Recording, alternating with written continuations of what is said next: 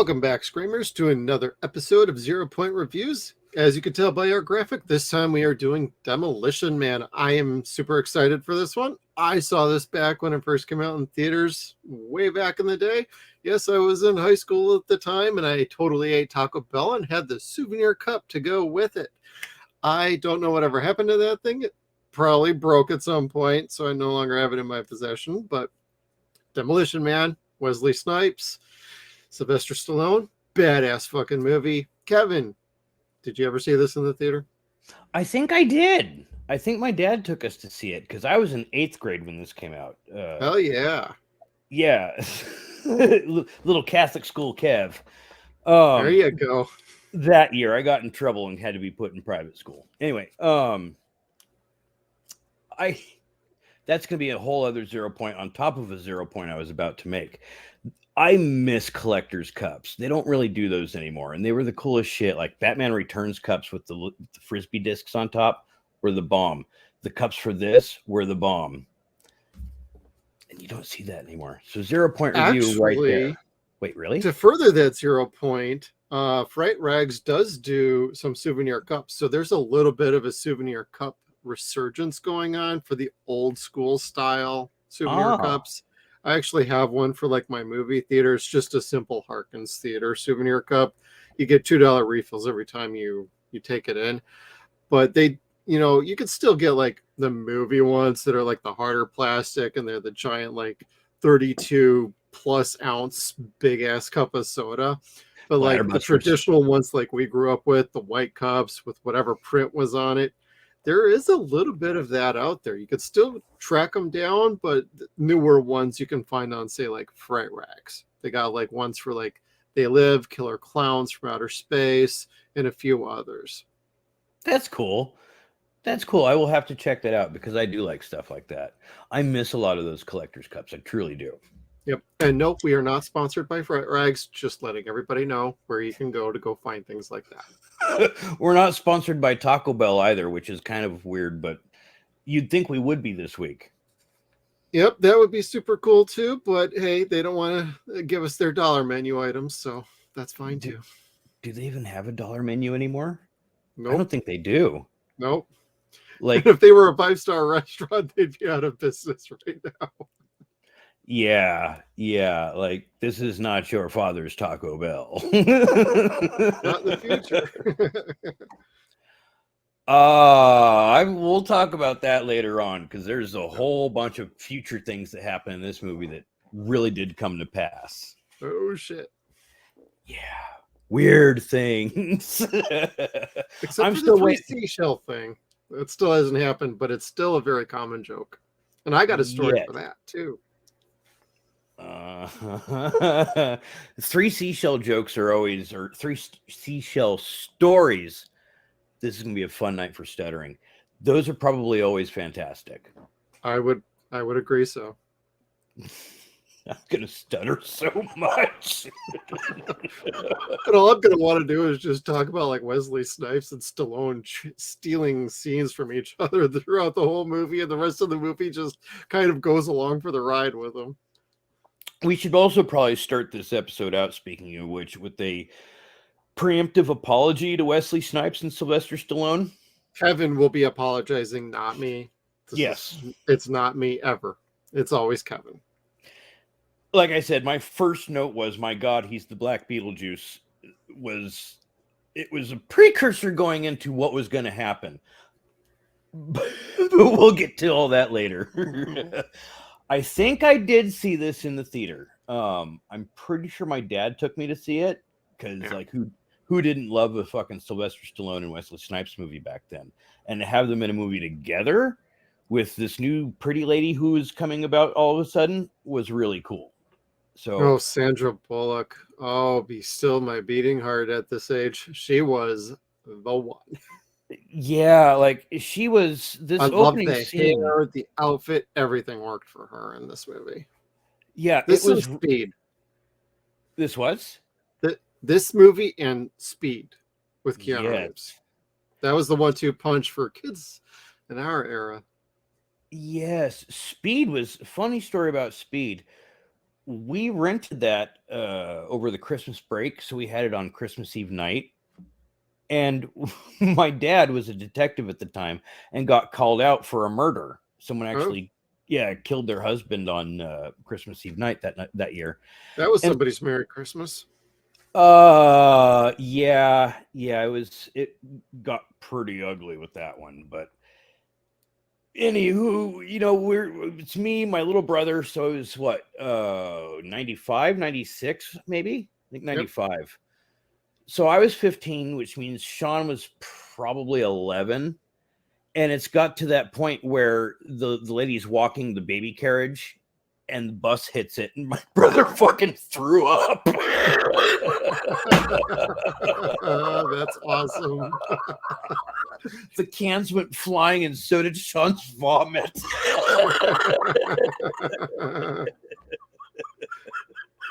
That'll learn you. My poor brother. I am so sorry, Sean. You're not really sorry. No.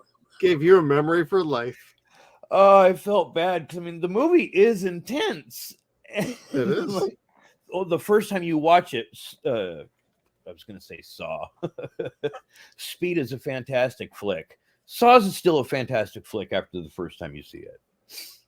Just doesn't have the same effect, which I guess is the same thing. Yeah, Speed's pretty dope. I never really liked the sequel though. But I did not see it. I did not. You're not missing much other than a hot Sandra Bullock, but the rest of the movie was just kind of lame.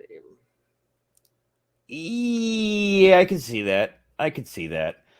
Another thing to apologize in advance for is some of these pictures got to the point of a Sandra Bullock appreciation post. We'll see. I don't know. There was a lot of pictures of her smiling where I was kind of like, yay, that's pretty too. That's a good shot. How is this relevant to the movie? We'll figure it out. Well, what's funny is at this point of her career, she's just known as like the hot girl, and she ends up proving to be one of the most talented actresses in Hollywood. And it's super funny to watch them like go from like humble beginnings, like Fire on the Amazon, which nobody wants to talk about, but if you've seen that movie, you know what I'm talking about.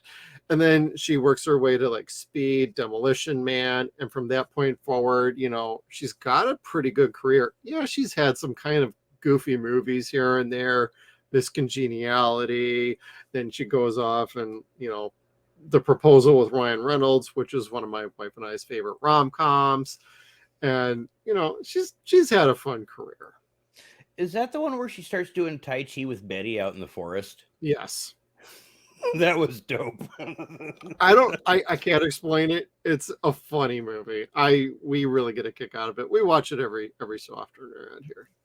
There's two rom-coms that I absolutely delight in watching that are like guilty pleasure movies. That's one of them, and Return to Me with David Duchovny is the other. I don't know why. It just kind of gets to me. It's like, like his wife dies at the beginning of the film, and I get all fucking emotional about the shit. And then I'm sitting there watching with a box of Kleenex for the rest of it. Yeah, I got like two others. One is French Kiss with Meg Ryan and God, I can't remember the other guy's name. He played Dave in the American. No, Dave, like the movie The President Dave. Oh, Kevin Klein? Yeah, Kevin Klein. That's very good, but I worked at a nursing home in high school, and the two guys that wrote that movie, they were like brothers, and their mother or grandmother was in the nursing home. And so I got to actually work and meet with them. And so it's kind of like, I got a sentimental attachment of knowing people who wrote the movie and got me kind of excited for like Hollywood and learning more about film. And then Sabrina with Harrison Ford, Greg Kinnear, and I think Julie Ormond, I think is her name. And that was a fantastic rom-com for me. I know a Harrison Ford rom-com, but they're guilty pleasures for me. So what can I say? I don't want to speak ill of the dead, but 6 Days and 7 Nights was pretty terrible. I never saw that one, to be honest with you. That's where I'm like, nope, not interested. I think that was the bad movie that was first playing when I first started working at the movie theater back home, where I did watch this. So like that was one of the first things that we really started, what we'd later start call riffing. Gotcha. Yeah. Waiting to start cleaning it out or being on your break. You just want to go someplace quiet, but you can't stand the movie that's on. You just start to make fun of it in your head. That's one way to handle it. That's how I handle life at this point. Are you kidding me? That was training. Now right I've got on, like brother. business meetings, other people's podcasts, school recitals, like knowing Our how to podcast, do that. Yeah. The internal monologuing gets out of hand sometimes. I have to do a lot of editing and post. Just saying. You're welcome. I make you better. Like you're a better producer as a result. 3.5 hours later for an hour and 15-minute podcast. Yeah, exactly. Fucker. I'm sorry. No, you're not. At least I've cut down on my opinion questions. Like, does this color look better or does this look better? I don't know. I'm like novice to art. Like I'm not an artist in any way, shape, or form, other than swearing. Like that's my only talent whatsoever. So like going and asking people, does this color combination work, or is this like sting your eyes, is generally a pretty common question for me. Oh, impressive. Depending upon who it is, changes like how I deal with the answer. For someone I don't like, it's like, yeah, it stings the eyes. It's like, all right, we'll add more. Put a little neon on that, sprinkle it around. Well, at least they didn't add too much neon to like frickin' Demolition Man here.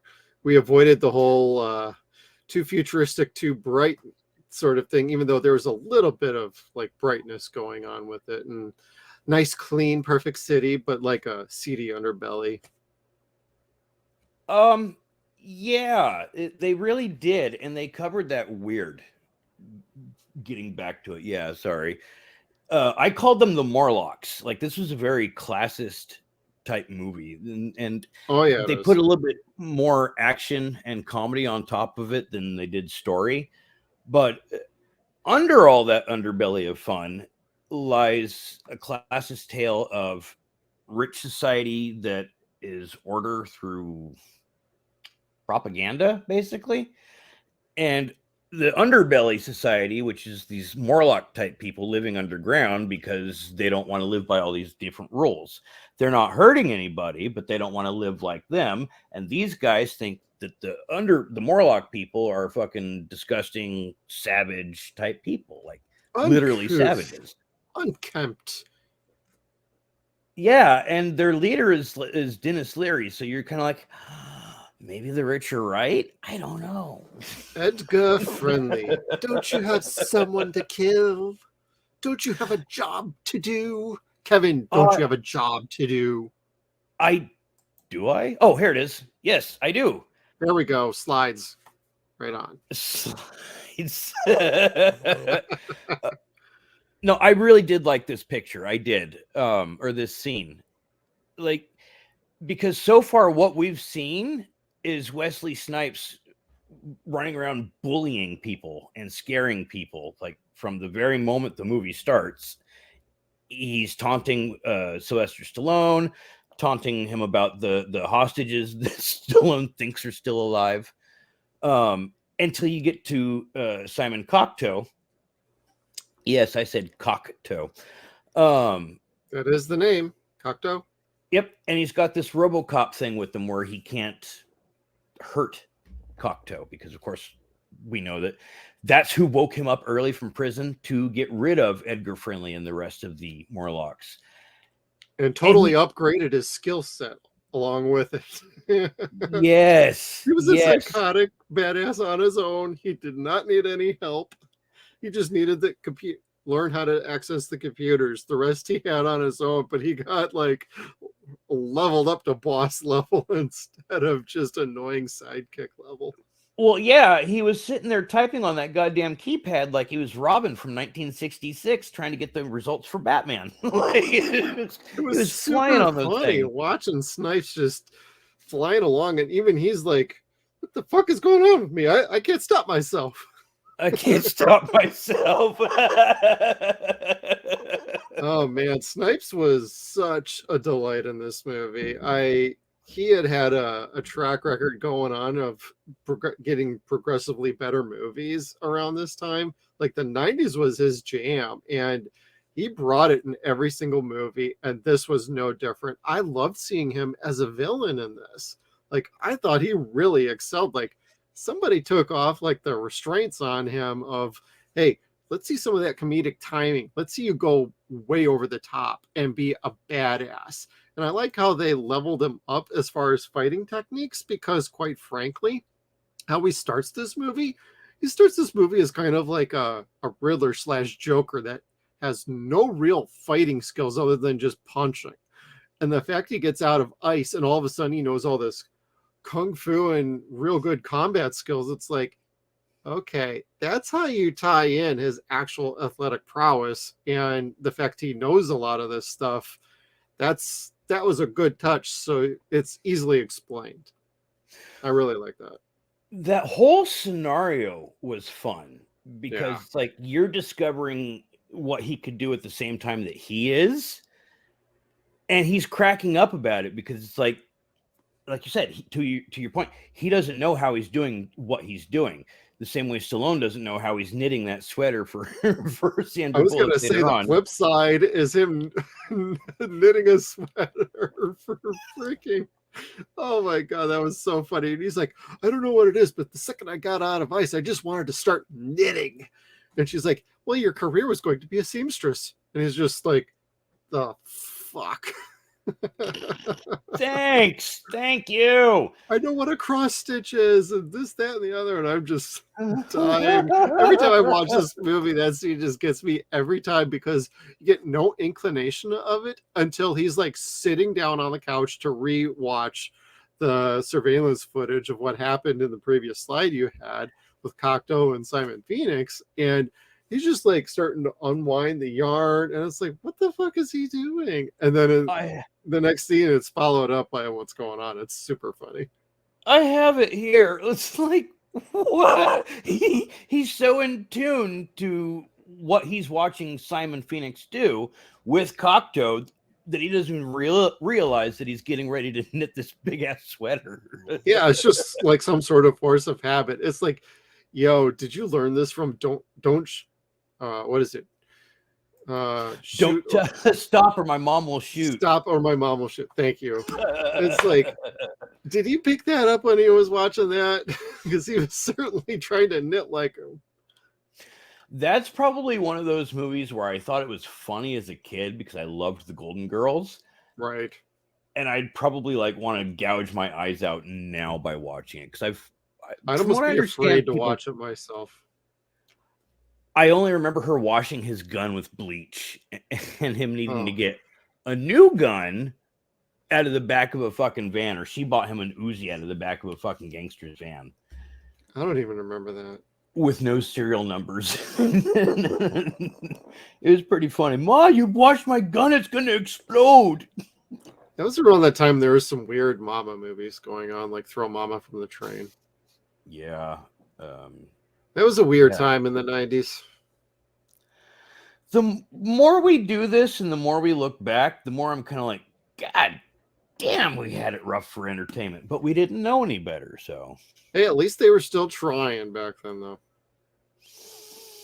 They did, yes, they did. They certainly gave it their all to actually make these a movie for entertainment purposes. They didn't just throw it together because they're like, hey, we're going to make bank off of Sylvester Stallone running around with a grandma. And at least in this, technically he's running around with a bunch of 20-year-olds or 30-year-olds, and he's supposed to be 70 or 80, and boy, does he look chipper for that.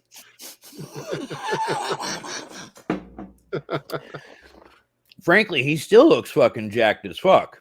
Oh yeah, between him and Arnold, even Wesley apparently still keeps pretty good in shape. Oh, does he? Yeah.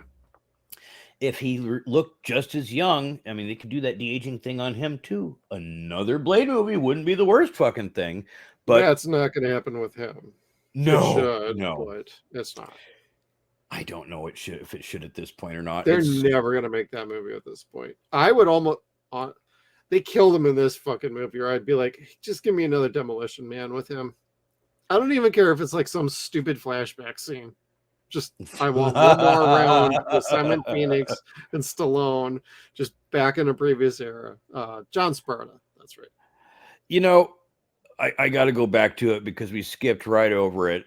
Where the previous life, the prequel of where he does shit like this and blows up entire buildings, takes hostages just for the sake of doing it, just to blow it up. Like, with the budget they had in this film, a prequel would be really expensive for shit like that. Well, they alluded to it. Like, one of my favorite scenes is when they like get into why he's called the Demolition Man. Yeah, they basically indicated at the beginning, like, hey, he's got a proclivity for blowing shit up. Well, when he rescues the little girl from the mall and he blows up like this big expensive mall, and her ransom was like thousands of dollars, and this was like a multi-million-dollar mall. And they're like, how do you justify saving this little girl for like with a $20,000 ransom? And it was like a $30 million mall. And the little kid just goes, fuck you, lady. That tells you enough alone. Like, he's willing to like fucking destroy whatever he needs to do to get the job done. And he always gets the job done, which is why the setup at the beginning with everybody being dead in the building already was actually pretty clever, because he did do his job on checking like, hey, nobody else is alive around here, because Simon Phoenix had already killed him. Yeah, and it's funny because he didn't notice that. Like, he was not unfocused like for them, but he was very focused on capturing Phoenix. Like, that was his priority.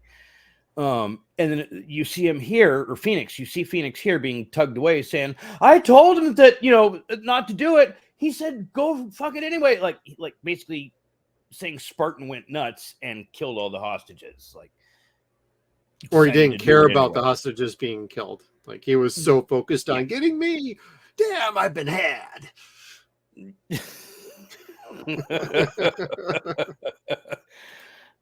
But that scene was clever. The fact that they put him on ice for it, not so clever. But again, that's our plot motivator. It has to happen, right? And there was probably enough evidence of some sort. It's too bad we didn't like get any sort of like trial. Like, evidence came to light showing that he knew about this or whatever, because it just jumps basically from that of Simon Phoenix saying, I got your sorry ass, and Spartan getting arrested by the cops, and you need a lawyer. And then we just jump straight to him just going straight on ice. But yeah, the movie runs long at about like an hour and 45 minutes. And I have no complaints about runtime with this movie. I think it's perfect.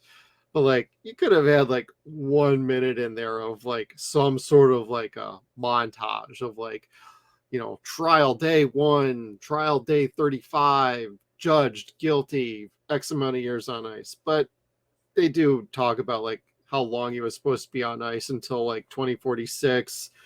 Or was that how early he was eligible for parole? And then he got out in 2032. I didn't catch the actual term of his sentence, but I do remember catching like it was about 2046 at the earliest he could be on parole, and they released him in 2032, which we're coming up on in about 9 years. There's still time for Arnold to become president. Yep. What was it? The 41st or 42nd Amendment, where it allowed non-natural born citizens to become a president.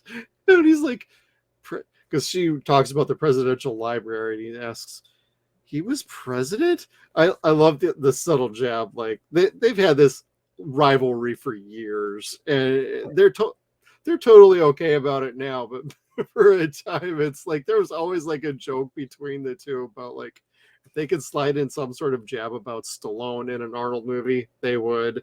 If they could do it about Schwarzenegger in a Stallone movie, they would. And this was no different. And it was so funny, because then years later, Arnold was a governor.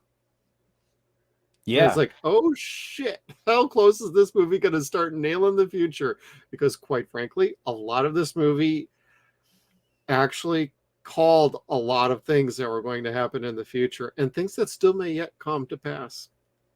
I don't know about the big one for California. People have been begging on that for years.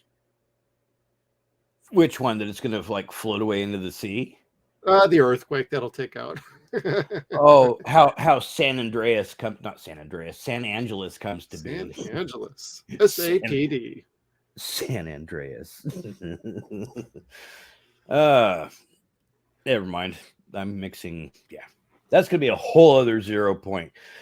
Yeah, the earthquake that levels everything, which I want to say they took some of that footage from Northridge that happened the year before in 92. Oh, okay. That was some of that. But going back to what you were saying about the prequel, because I'm going to get lost with that anyway, making it look like that the beginning of this was still set in the future from where we are now, they they decided to fucking digitally light the Hollywood sign on fire. That was super dope. I really got a kick out of that. And it was like graffitied from behind and everything too. Yes. The only thing that was digitized on that was the fire. The rest of it was all footage from the fucking riots in 91. Yep.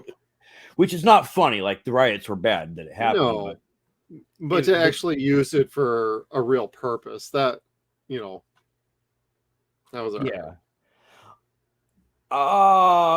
You know, I've seen worse stock footage used for worse reasons. So yeah, you're right. If you've seen a Corman movie, you've seen them all.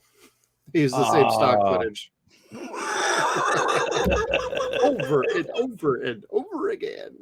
Oh gosh, that's 2 Corman counts in 2 weeks. Look at us. Hey, we're on a roll with Corman. Release the Corman count. We were Corman count. The Corman count. Fuck. That's gonna be a new. That's gonna be a new little section on our 0 Point reviews. The Corman count. The Corman count. How many times can we talk about Roger Corman? Oh God. So anyway, Demolition Man, yo. Demolition Man had the future pegged. We talked about a couple things with it. COVID. People aren't allowed to make physical contact. No physical contact. So I do use that GIF quite frequently on Twitter with the high five that never lands. Yes. You just kind of circle around it. Yep. Where was the other one here?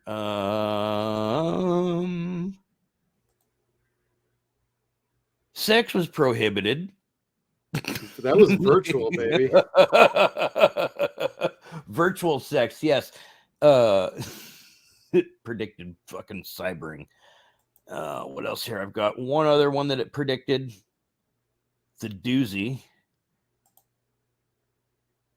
For Simon Phoenix on his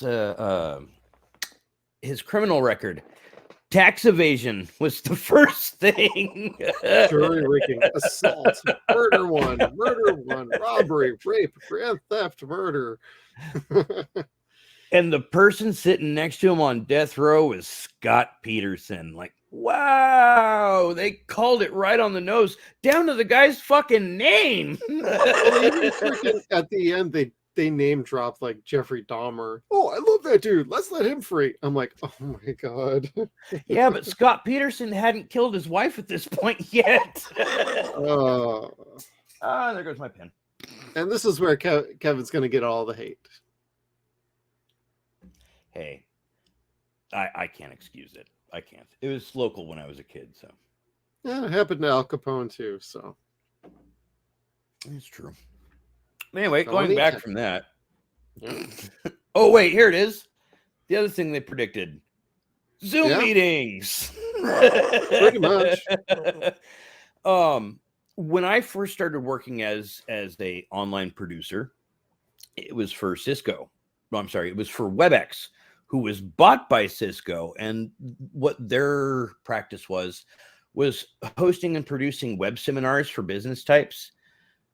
And when COVID occurred, they had an opportunity to put this product out in all the schools, all the businesses, get it out everywhere so the economy can keep going. That's not what happened. Zoom came out and said, we've got this shit that you're doing. It's all cloud-based and it's free. Push of a button, yo. Yeah, everyone's like, goodbye, Cisco. Goodbye, goodbye, goodbye, goodbye. So, but that is sort of somewhat that meeting room type. That's what we do. That's what StreamYard is now, what WebEx was then, and it pretty much is the same thing today. It's not for entertainment purposes. It's, can I say not as good as StreamYard? Yeah, they're not paying me anymore. I can say that. Yep, they ain't paying you. That's not bullshit. StreamYard's not paying us either, but I like this format. Yo, StreamYard, clock sticking. If you want to get on the advertising train, we are available, right? For the low rate of all the Taco Bell we could eat. Yep, we'll take Taco Bell because it's a 5-star restaurant. This fucking because it survived the franchise wars. Oh wait. Oh, you did get a picture. That's awesome. Demolition Man predicted all of your favorite items being removed from Taco Bell's menu. Fucked up. I missed the nacho cheesesteak chalupas. Those were divine. People like their fucking nacho fries, whatever they were. I like my 7-layer burrito. Or was it the 5? There's the beefy 5-layer and 7-layer burrito. 7-layer burrito is the one that Winona's Big Brown Beaver used to eat. The beefy 5-layer is pretty good too, though. I think it was a beefy 5-layer back when I saw this movie. I literally had that before I saw it. Well, I would always eat before going into the theater, and oddly enough, at this time, the theater was allowing people under the age of 18 to literally buy R-rated tickets. But then, like, several months later, they changed their policy, and it's like, I went to go see one movie, and they're like, "Oh, let's see your ID." I was like, "Wait a minute, you've never asked my ID for like the last year. I've seen how many R-rated movies?" They're like, "Yeah, if you're under 18, we can't sell you a ticket." And I'm like, "Well, I'll immediately on the spot, I would buy a ticket for something else. I'd go inside and then I'd go see the movie I wanted to really see." Mm-hmm. Yes. I think that's how I saw Prophecy. I know that's how I saw Beavis and Butthead. Yeah. Yeah, it is how I saw Prophecy. Yeah. Yeah. That's the ticket. No, I remember my aunt saying that it was a terrible movie and then going with my family to go see something else and then sneaking in the Prophecy. The moment she said it was terrible, I was like, cha-ching. Yeah, like I saw Christopher Walken's name on the fucking marquee and I'm like, I'm in. First one's pretty dope. I like the first one and the third one. I don't like the second one. The third one I think is better. I don't know about any of the others. Well, the third one has Eric Robertson. That's hard to beat. That's true. What could have been Marty McFly? Marty McFly. That was the first one. Well, what I also like about Demolition Man, just to cycle back around, is some of the home video options, because they started showing like the DVD or like the little double CD disc for the security footage. And it's like, DVD and Blu-ray. I mean, yeah, we can talk about Kevin's flipper disc, which is in here too. It's a double pack. I made my own little double pack of this, but just throwing it out there. Warner Brothers, give us the 4K. This movie needs brought into the modern century, so to speak. So please do it. Please do it. 4K all the way, baby. You're right. I didn't even think to look. What have we got here? Special features from Warner Brothers.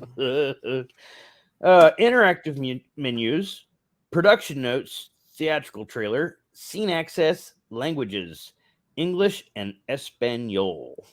And on the Blu-ray, commentary by director Marco Brambilla and producer John Silver, theatrical trailer. That's it. That's all that's on the fucking Blu-ray for a special. Audio commentary and the fucking trailer. That's why I kept the DVD.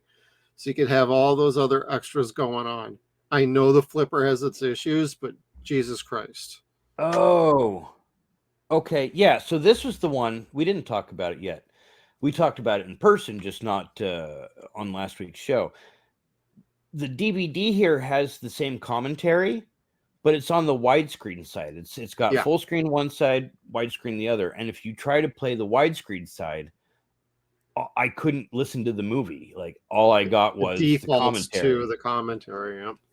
And you couldn't turn it off. And I'm like, well, for fuck's sake. Yeah, we survived the era when we went from full screen to widescreen, and it was an ordeal for a lot of people.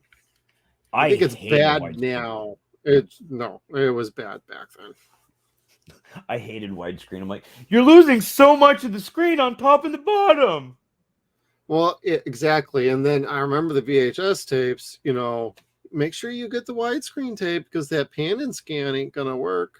And then they started naming them full screen, and it's like full screen whites. It's like, God, shut up.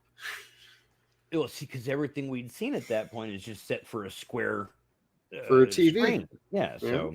And now all TVs are the rectangle. So, ergo, no problems anymore. But back then, it was kind of a thing. If you were to watch it on a square TV, it would still look that way. It just formatted for the TVs now that, you don't see it at all. Which, thank you. I like the TVs better now. I do too. The TV I have now is fucking twice the size of the big screen I had as a kid. And probably weighs a fraction of the weight that those old CRTs used to weigh. Oh, maybe. It's a 78 inch. So it's got some girth to it. That's the only thing we didn't really have too much was like a full like LCD screen. They were actually still using like the giant projection TVs, just kind of squared off and behind walls. They framed it out and made it look like it was one of those, but it wasn't. I do like those old projection TVs though. Yeah. The way they worked always fascinated me as a kid with the red, blue, and green colors like shining up and making whatever else you saw on the screen. It's like, oh, that's so pretty. How does that work? Yeah. I was a science dork as a kid. I can't help it. Kind of a science dork now. I just don't do anything useful with it. Except for all that you see here. So Demolition Man again. Yeah. I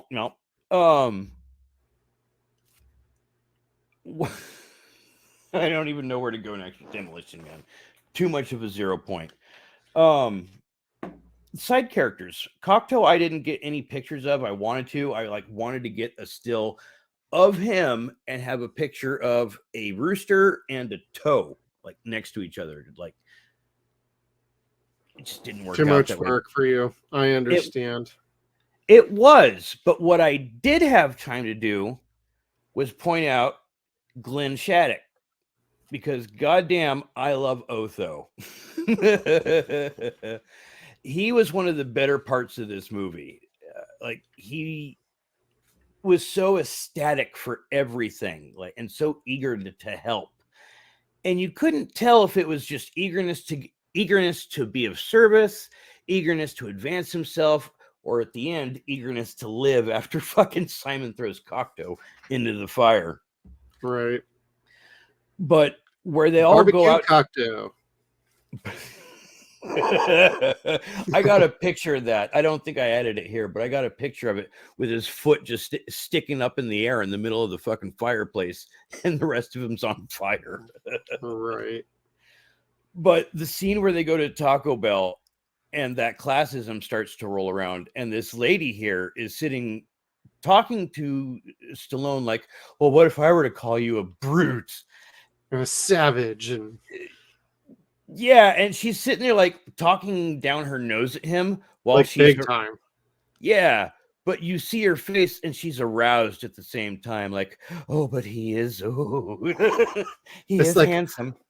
I've never dealt with such a savage before, but tell me how much of a bad boy you really are, you evil man. And he's just like, yeah, I'm bad, thanks. I just love how Stallone just plays it off and dismisses it like, what do you say to that? And he's like, I don't know. Thank you. And she looks at him like, oh, I wasn't expecting that kind of answer. It's like, dude, you thought out like a badass. And that's what you expected. I had too much fun with this movie. I do love it. I do. So, I mean, going back to my initial apology, for as much shit as I will end up talking on this movie, it's all out of love and Kev nature. I love this flick. This is like one of my favorite movies from childhood. Rob from Crooked Table, like, we've talked about it before, how many times, like, he and I both love this flick despite how cheesiness. In fact, probably because of how cheesy it is.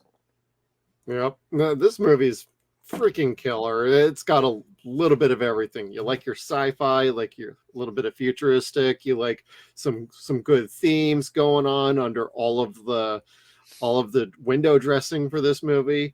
You got great action, great fights, great shootouts. I mean, great car chase scene. Well, not really much of a car chase scene, but like, you know, there's a lot going on in this movie and it never feels like it's too much. It always feels just right.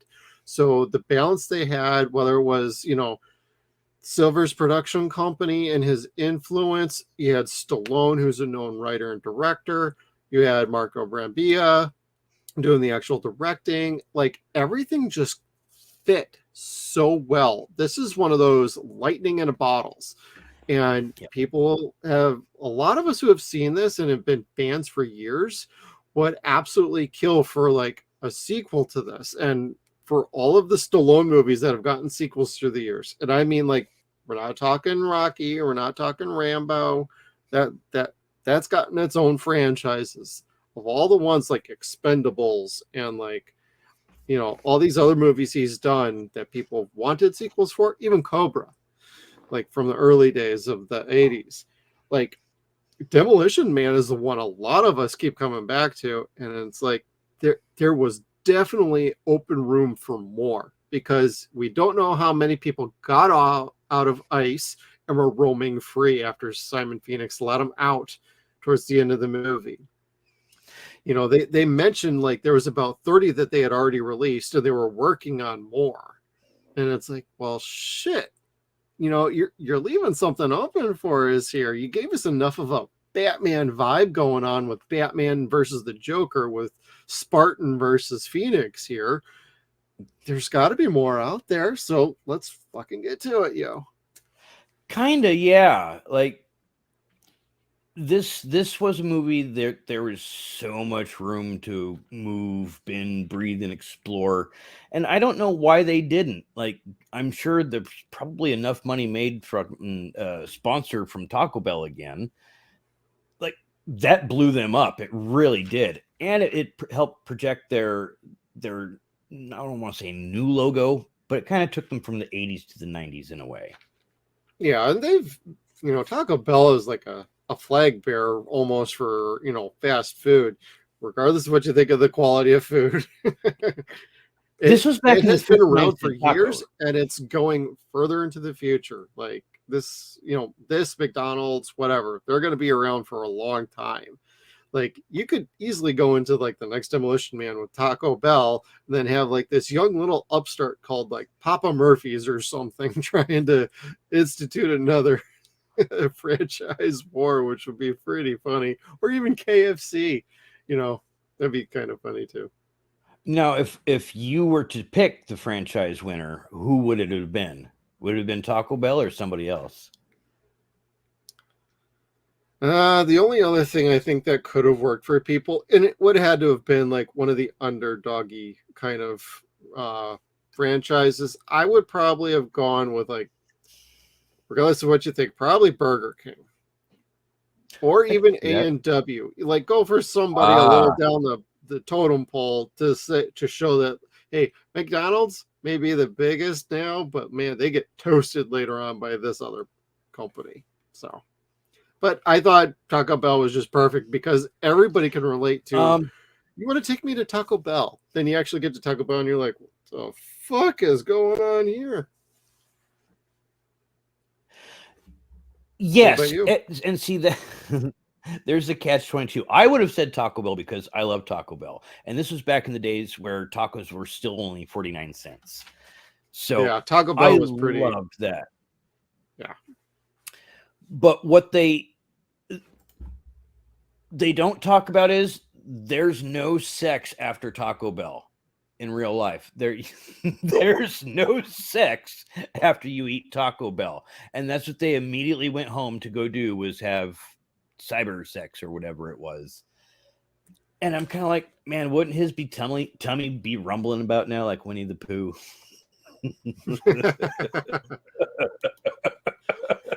Well, considering how little was on their plate, there wasn't really much to upset the tummy. That's true. But what you were saying before about the underdog, very much so, Taco Bell was the underdog at this point. Like them, Burger King, and Arby's, I think, would have been the underdogs. Oh, Arby's maybe would have even been Carl's right Jr. choice too. Yeah. Mm-hmm. Well, Carl's Jr. / Hardee's, because that's kind of the same restaurant. Yes. Now, what ended up happening in Europe, of course, was Pizza Hut, right? Because they couldn't get licensing in yeah. I think Pizza Hut also in Japan as well, if I remember right. Oh, really? Okay. That doesn't coincide because Pizza Hut, I want to say that was never an underdog. Like they totally had it on top of Domino's as far as quality goes back then. In my opinion, yeah. Mm-hmm. These days, different. Neither of them are any good. But. No, gosh, they both got to be so poor that Domino's had to restructure themselves, and then the other one just kind of went away. Yeah, Pizza Hut's still around, but they keep trying to reinvent the wheel, so to speak. So I could respect that. The one that we had here is still an oxygen tank supply. So it's like you always get really nervous driving past. Oh, understood. We have like one in our town, and it's like all the way down. I'm jelly. We don't have them. I don't think there's any more in Oregon in general. There might be, but I don't think. Yeah. But Zero.Pointing again. Going back to what you're saying about the car scenes or the car chase, this is the thing that I wish they would have done. Would have come to pass from their predictions. I could not agree more. I'm like, this is the thing that where the hell is this? Because this would actually be a great fucking idea. How many more lives would this save compared to like a fucking exploding balloon in your face coming at you at however many miles per hour as you're heading it towards it? Right. Like, and he gets out of the car, he walks away, and he's like, what the hell just happened to me? All of a sudden, I'm crashing, and I'm surrounded by all this foam in my face. Hey, you're walking out of an accident that probably would have killed fucking anybody. Yeah, and like that was a Dukes of Hazzard crash too. He was up pretty high. I love the stunts in this fucking movie. Like, you cannot, man, if they shot this today, half of that would have been CGI, and it would have been, well, that looks fucking stupid. Yeah, a lot of this. Well, shit, this joke I made here. Here's the other $10 million from the budget. Like, there's probably a fair amount of truth to that because again, there's no CGI here other than the color of the cryogenic chemical, whatever they were using to freeze them. Yeah. Other than that, that was all real. They had him on this crane that was spinning around the room, and he had to like hold on to it like a centrifuge. Yeah. Yeah, and then kick your frozen Simon Phoenix in the head. I swear I'd lose my head if it wasn't attached. Simon says, damn! That was so good, especially how they introduced that line at the very beginning of the movie, and it's so poetic. That's how it basically ends. I swear I'd lose my head if it wasn't attached. Right. Oh, so good. For whatever stupid reason, I actually never put that together until you just said that. Yep. Like I said, this movie is surprisingly well put together, and that's probably why it has such a good following these days. Like, and to throw something else out there, this movie actually had a couple different toy lines going on. One was actual action figures. There's like a series of it. Never knew that until recently. I don't know who pointed that out to me. That might have been one of our friends in our group, or it might have been somewhere else, like on Twitter. And then I just stumbled when I was looking at some of those on eBay. So I'm like, they're actually pretty affordable. So if you're into action figures and you want Demolition Man ones, they're a little cost, but most of them range from like 10 to maybe like $25 per. And you're not going to be killing a bank to get some of these action figures. But they also have like die-cast model cars. And they're about like the size of, say, like I got like my old Ghostbusters from a day, just like 2-3 inches, and like typical Hot Wheels. And I have an SAPD car on the way, and you can get like all the other cars that were shot in the movie, because there's like 6 of them, like a Pontiac Banshee, Corvette Stingray, the Oldsmobile 442 that they were chasing down the cop car with in the chase that we were just talking about. Like, they have like a variety of like fun cars, and it's like, you might get me on the car thing. I don't know about the figures. I'm not that huge into figures, despite whenever I do a room tour, you're going to be like, hey, you got some figures and some anime statues. Yeah, but it's not as much as other people I know. So, but the diecast cars are super dope, and I totally want that cop car for sure, because I thought that was super cool. It was cool. And as long as you don't consider it a Tesla, they kind of predicted a Tesla in a way, but these cars Electronic actually work with vehicles? self-driving. Well, Yeah. self-driving. Yeah. Self-driving, accessing the internet through the company car. Like, police have always had computers inside their car, like dating back, I don't know exactly how long, but they were accessing a whole lot of information and having virtual phone calls, like video calls in the car too, which you've seen that in other sci-fi movies. But for this movie, it was actually a little more, I want to say, a little more of a realistic attempt, other than trying to be so futuristic that maybe one day it'll happen, but if it doesn't, we can just say, hey, it's just science fiction. And this was also coming to a point in time where you're talking to a screen, or a video screen doesn't look like it's cheesy and hokey. Like now, I could just talk into a camera and it looks like I'm talking to you. Whereas if you look at shows like Max Headroom that we did a couple months ago, I could be looking at the screen. It's the looking is wrong. Looking is very wrong. It all looks very strange doing it that way. And the way they actually did it in this show, it's like it matched the screen. It didn't look like it was some CGI imposed on a dash just on some random screen in the center, which could have been easier to do, but they didn't have to do that, and they didn't need to. Yeah. So, I mean, I appreciated the way that was shot. It wasn't dumb. No. Well, speaking of that, I do have a question for you, unless you had another one right there.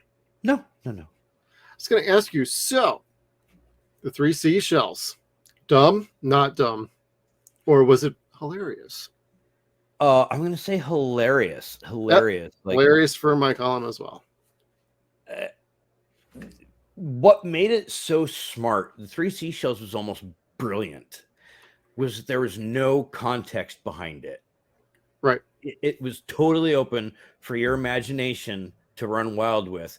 And then on top of that, to make it go further, they had Schneider in there sitting there doing his little geek laugh about it. Like, he doesn't know how to use it. He doesn't know how to use the 3 seashells.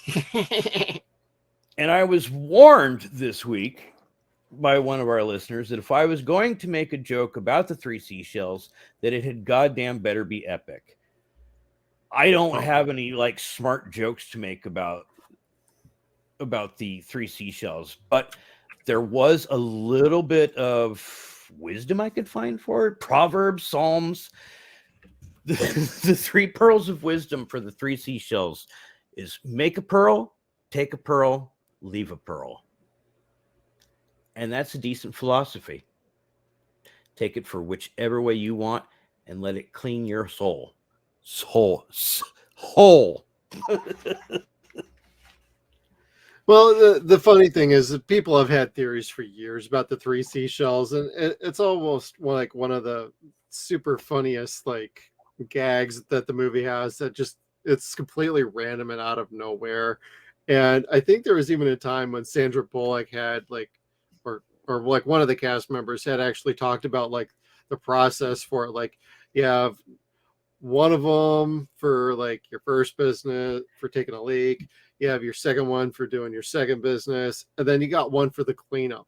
And it's like, but with those kind of seashells, how does that really work? And the story I wanted to share about that was my wife and I renovated in our last house. We renovated our upstairs bathroom, and we did a fantastic job. And one of the things we did is we put in a special little shelf next to the toilet. And before we sold the house, we put, because this was like an inset shelf, so it's like a little square inside the wall, and it had a little door on it. You could open it, you could put like whatever in there, but we put 3 seashells on the bottom shelf and kept the door closed. And we don't know if they saw it or figured it out, but that was just going to be a gag between my wife and I for as long as we were going to stay in the house, and we decided to leave that there. So hopefully the new owners, when they got it there, they weren't like, the fuck is this? Hopefully they found it funny, and they did whatever they wanted with it after that. That's pretty awesome. But that was that's my good joke on that. So I've heard people say like one's to scoop, one's to wipe, and I'm like, what's the difference? And I don't want to think about that. I don't really know how to make uses of seashells for your butt. I don't know. Yeah, like everybody's got a theory, and the most is like some sort of cast member. I think it was Sandra Bullock who came up with that, but correct me if I'm wrong in the comments below, or if you have your own theory, put it below. I would be very interested to hear other theories, because it's been a while since I've heard other fan theories. Like a wet ass when he walked out would have been really funny, like a shot from a bidet that he didn't expect. You know, that's always classic. I love shit like that. Well, what's funny, the best part of that whole punchline with that gag is the moral moralities act, where you swear and it starts fining you. And according to the Verbal Moralities Act, you are fined 1 credit for your use of swearing. And he's like, hold on a second, I got an idea. Yep. And then Kevin with the screen grab here, he just starts swearing up a storm, and it's super fucking. I remember the theater, like everybody was dying of laughter. Like there wasn't one person who was not totally into the movie by this point. And if they weren't, they were now. Yes. And see, again, this is one of those moments where the not hearing the swearing is even funnier. Like you don't hear him as he's sitting here saying, you cocksucking motherfucking, like you hear, bzz, bzz, you have been fined, bzz, you've been fined. Like, and they just kept doing it so often that like Lenina Huxley's finally turning around and like grabbing the ticket for him. Yep.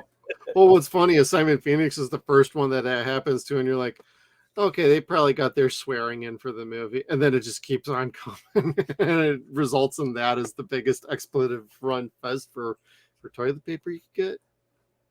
Like it was better than bleeping. Like they took things that you normally do and changed it. They tweaked it just a bit to make it like hysterical. The Right. buzzer instead of the beeping, or what's the word? I guess it would be bleep. But anyway, yeah, bleep it out. Yeah. Anyway, delay. they made it funnier. Like this movie was smart. It's cheesy but smart, and right. That's one thing that I would really like to press. Like we're sitting here talking about this movie, like talking down about it, but we're not. Like this is with affection. a smile. Yeah. like if we were talking about, if we were like really putting this movie down, we'd be pretty dour and sour about this fucking movie. This movie is not that. Like, this movie is just so much fun. And there's more thought to this than you would initially think. Like, this, you can't even compare this to just about any other movie. The only other movie that I can't even say it, it'd be The Running Man by Schwarzenegger, but that's a completely different fucking movie. It just starts out the same way. Exactly. I was going to say it does start out about the same. However, this movie just, it's on its own narrative and its own structure. Great cast with chemistry with everybody. Everybody just played like a tee off of everybody. Even Dennis friggin' Leary fit right in as an Edgar Friendly. Of course, he was more of an annoying sort of character most of the time, but that's usually what he plays best. So. Captain Hot Take. I like him in The Ref, but oh God, yes. But I kidnapped my parents. Fucking great. God, Gussie. That was his name. Yeah. What was the other guy's name? I can't remember. It's not important. But as far as another movie that you can compare this to, I yes, it does start out the very same way as Running Man, but the movie ends like the very same way as another classic film, and that was Blazing Saddles. This is the very same movie as Blazing Saddles. You've got the townspeople over here and the dirty savages or minorities over there, and you're like, no, that can't really be true. And it is. He gets to this point where he's like, well, you do it for Randolph Scott. Yeah, that's funny. And they all fucking start working together. Yeah. So to the point where fucking Benjamin Bratt integrates himself like he's a cop, but now dressing in tires with the Morlock people. He got hit once, and now he thinks he's a badass rebel. Yeah. I'm not going to knock Benjamin Bratt too bad, but this is probably my favorite role I've ever seen him in. This and Miss Congeniality, yeah. Yeah, I'll give you Miss Congeniality. But this really is like personally my favorite of his. I could see that. And he was such a baby in this one, too. Oh my God, he was so young. I'm like, whoa. You watch him now, it's like, God damn. Yeah, he's a veteran detective at this point, not a beat cop no more. Well, which if they came back with another movie, you could easily promote him, and he could keep this character. You know, everybody's still kicking. Well, for the most part. Yeah, not so much Otho, but yeah, everyone else who's I'm gonna say something. The main cast. Yeah. Yeah. Again, if you can't make a sequel with these people, you could still make a sequel in this world. Like, that's something that Dredd was wanting to do. Like you said, it's going to be a world in Mega City 1. Dredd will be in the background, but it's not going to be about Judge Dredd. It was going to be about another set of judges. Yeah. That would still have kept it in that universe. And this would work the same way, I think. Oh, Dredd. Speaking. Didn't think about that before. Yeah, the sequel to this, the closest thing we got was Judge Dredd, and that was much fucking horrible. Carl Urban's Dredd, however, though, is amazing. Love that movie. That will be on our schedule at some point. Keep an eye out for that. And I highly recommend you watch it in 3D. Oh yeah. And on 4K. Oh, I would love that. I don't have it. I just have the 3D DVD. 4Ks are not expensive for that. Or if you even have just the Blu-ray, that's still fine too. Yeah. I'm all about physical media. I was surprised at how good it looked. Yeah. I am too, because when the grid goes down, when the earthquake happens and levels everything, there is not going to be any internet. San Angeles will not have internet. No. They're just going to have the virtual headsets for all your sexual needs. for all my sexual needs. Well, I do have a PSVR and a PSVR 2, so you're already halfway there. yeah. And one of them does play 3D movies. There you go. And it's not the 2. Anyway, that's going to be a whole other Zero.Point. One thing I wanted to show before we quit was we talked about Cocteau being killed by all the other serial killers that Simon Phoenix let out. Should I see the body fucking Ventura? God damn it. Oh, I did not even know you were going to put the picture up. I was just...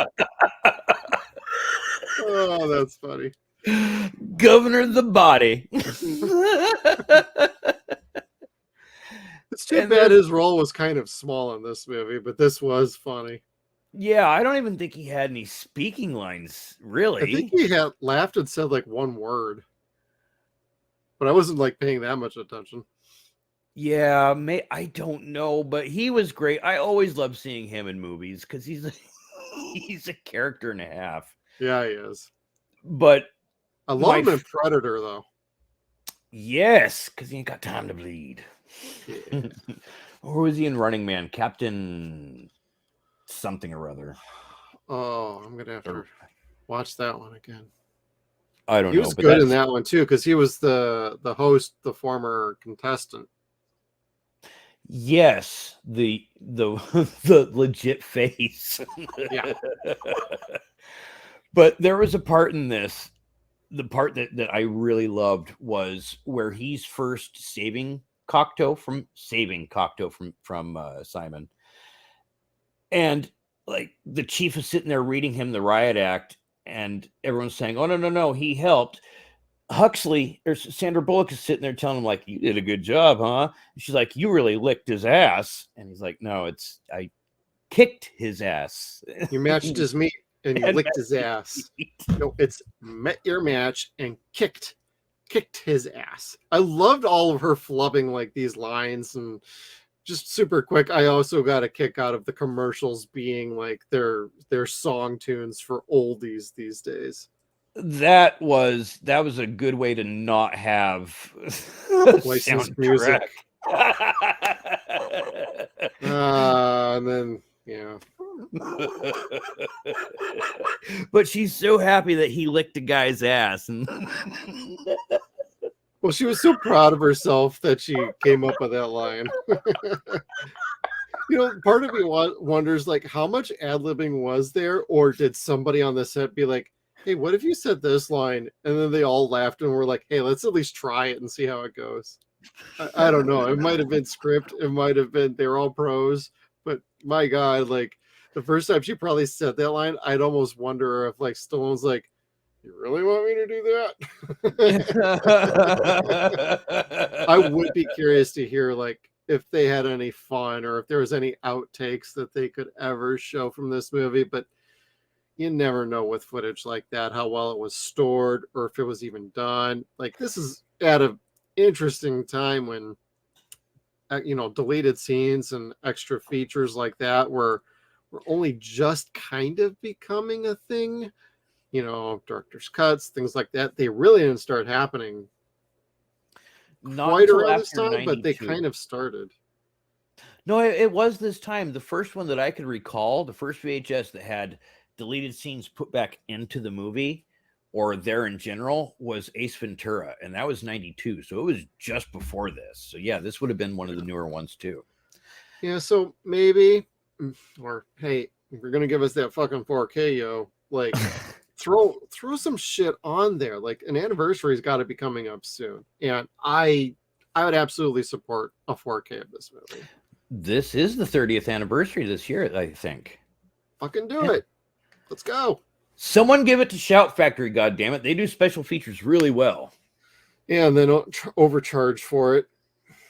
Excuse me, Shout Studios. They changed their name recently.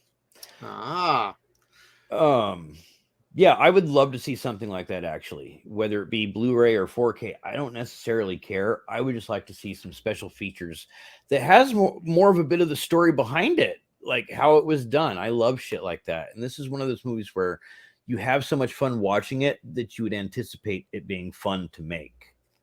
Right. And I'm sure like some of the cast would come back for like quick little 5-10 minute interviews. Like, I don't know about Stallone, maybe.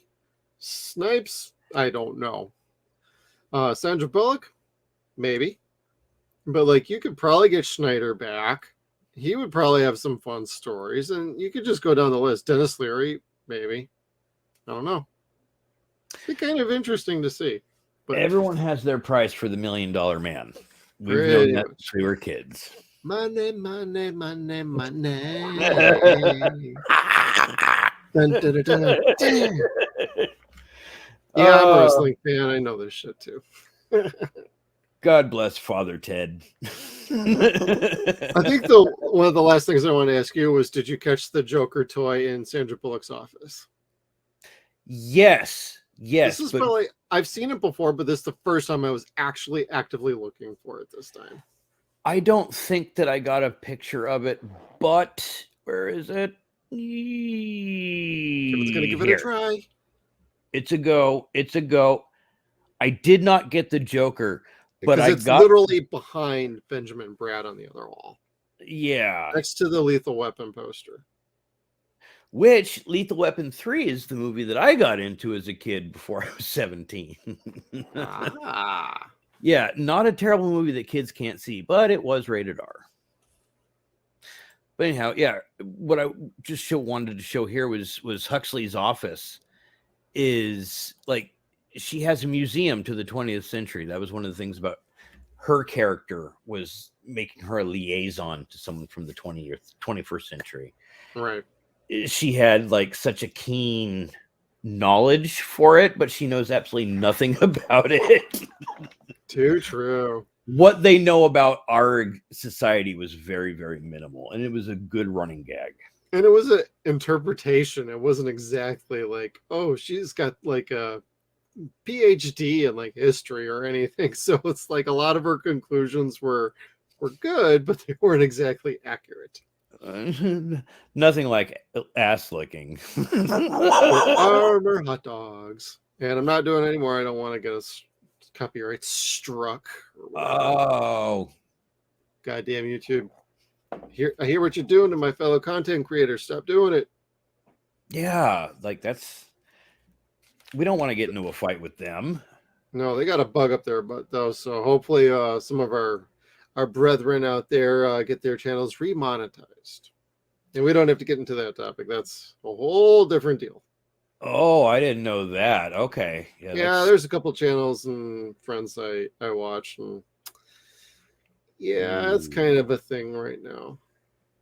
That sucks. Like, well, it's completely random. Like, nobody knows exactly what the hell's going on. Like, people who have had videos up for years are now suddenly getting struck for like no original content, and it's like, that's all original content. No, there's no licensed music, and it's their own footage. What are you doing?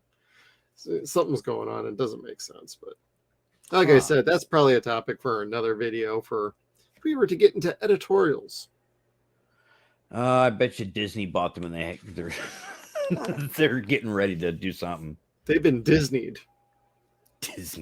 We're gonna cut all the access to everything and then start our own fucking service, which is kind of how Disney Plus came to be with YouTube. Like, you used to be able to find things, Disney cartoons on YouTube, and then they took all that shit away, all the Simpsons, everything, Family Guy, gone.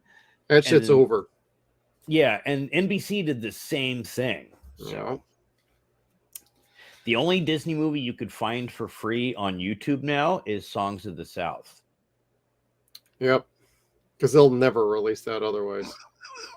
I don't know if they should. Well, that's a whole conversation too, in and of itself. Yeah. The soundtrack's fine, but the rest of it may not age well. No. There were misconceptions of society back then. Bad. Too true.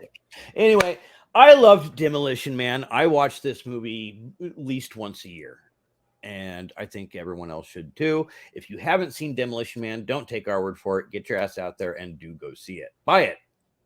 Yep, check it out. It's I'm not sure what streaming platforms it's on, but it's out there. Hey, if you want it, the Blu-ray is inexpensive. Last time I looked, it was about $10. So go get it, go grab it, get it in your collection. Absolutely deserves to be in there. Such a fun movie. And I want to thank everybody for tuning in. If you are interested in early access to our videos and our podcast, please come over to patreon.com/SunsAndShadowsCast. And also, hey, if you like this video, please hit the like button, follow us, subscribe to us, comment below. Got any thoughts, favorite memories of this movie? Hey, we want to hear it. Do it below. Want to thank everybody for tuning in. We'll see you all next time. Make sure you check us out on all of our social media platforms. We got Facebook, Twitter. We are at Suns and Shadows. We're also on Instagram at Suns and Shadows Cast. We are at SunsAndShadows.com. Thank you again, everybody, and we'll see you down the road.